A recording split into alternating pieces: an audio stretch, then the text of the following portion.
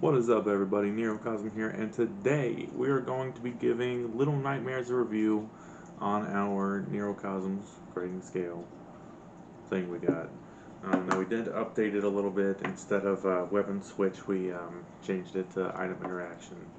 Um, I felt like that would give it a little bit more because not every game you're going to have weapons to switch or things like that. There's a whole lot of things that would go into it. So, without further ado, Little Nightmares review.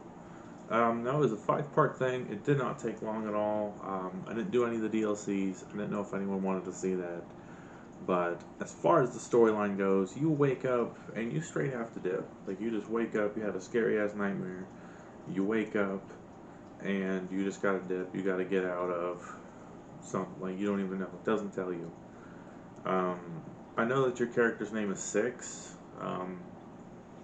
I don't remember if the game told me that or if I read it somewhere.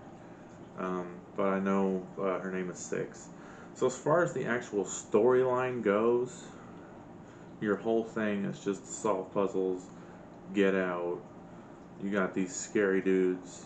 There's not really, and you can't really find anything out about it unless you look it up.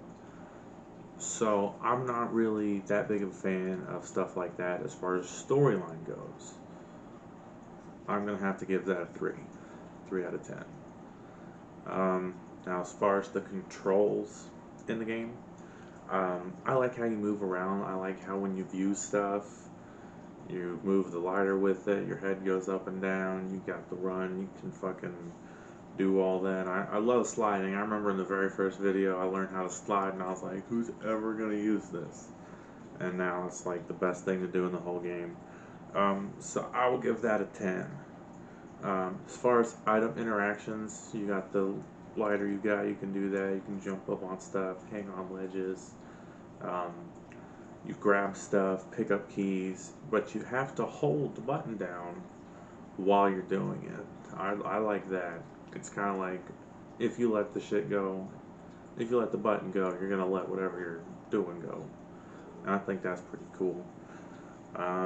So I'm going to give that a 10 as well. As far as dialogue in the game, there is no dialogue in the game whatsoever. There's like grunts and but there's no actual dialogue. You got the lady singing at the end, but there's nothing. So 0. That's unfortunate. That's unfortunate, but there's no. What do you want me to give dialogue when there is none? You get 0. You didn't do the work. You turn the homework in, blank. You're gonna get a fucking 0. That's just how this works. Collectibles. I like the collectibles in this. You got the gnomes and you got all that. And I think what's extra better, you don't just find them, you actually have to do stuff after you find them. As far as like the gnomes, you have to hug them, you got to pick them up and hug them. I didn't even know that. I looked that up when I was looking at the trophies for it. You actually have to pick up and hug the gnomes. Um, I, you don't just find them. So I like that. I like the fact that when you find the little doll statues, you got to pick them up, you got to break them. You can't just find them. So I like that. And there's not a whole lot of them. There's like 3, 4. I think 4 might be the max as far as like the gnomes you find, and there's not very many statues to find. But they are a little bit tricky to find because it's a puzzle game, so they're gonna make that shit a puzzle.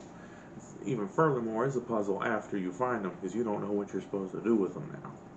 So, as far as the collectibles in the game, um, I think I'm gonna give it. I think I'm gonna give it a 7. Just because I like it, but it can be a little complicating. I know it's a puzzle game, but it's collectibles. What you gonna do? Ease of direction. The ease of direction in this game, is fucking impossible. Go right. I guess that's really about it. Now, I do get that though, because the whole point of the game is you don't know what the fuck's going on. So why would Six know where to go? You're lost and you're trying to escape. So That's kind of the whole point of the game, so I can give it that.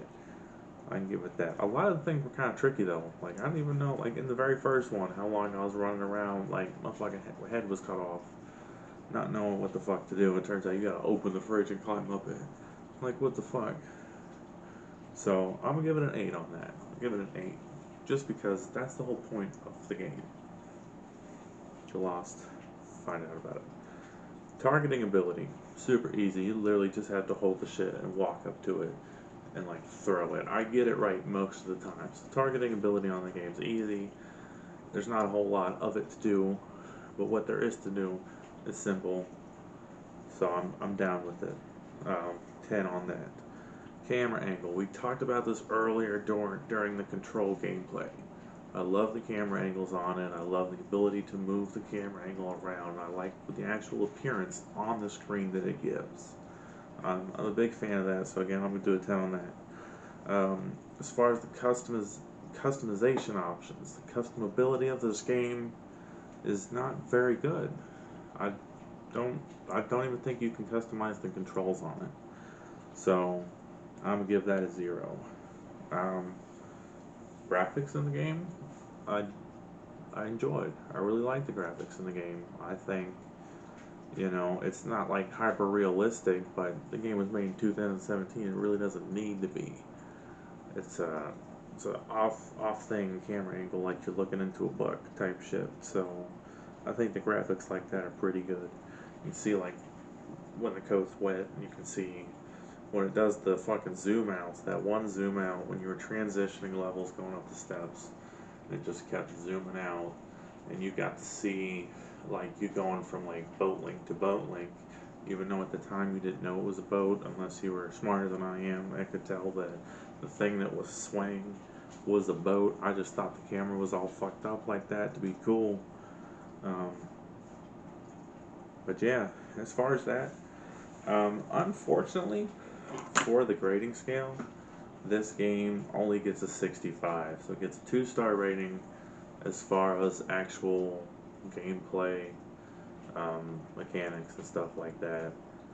But just because it got a bad grade on it doesn't mean the game wasn't fun. As far as fun, I thought the game was really fun. I'm gonna go back and try to replay it. Just because, and now that I'm gonna know a lot of things, I know that I don't have to go fucking be scared the whole time I'm walking around half the time. Again, I think this game was absolutely fun. I really enjoyed playing it. It got a low score, but I enjoyed playing it. I enjoyed playing it more than Shadow Warriors, and Shadow Warriors got um, 3 stars on it. It still don't beat no Ghost of Tsushima or Rain World, as far as those. But it's a fun game. Not the best rating for it, but what are you gonna do? Also, this hoodie is sponsored by JJ because I fucking straight took it. Haha, deuces. Everyone have a good night, and as always, drive safe, wear a mask, and recycle.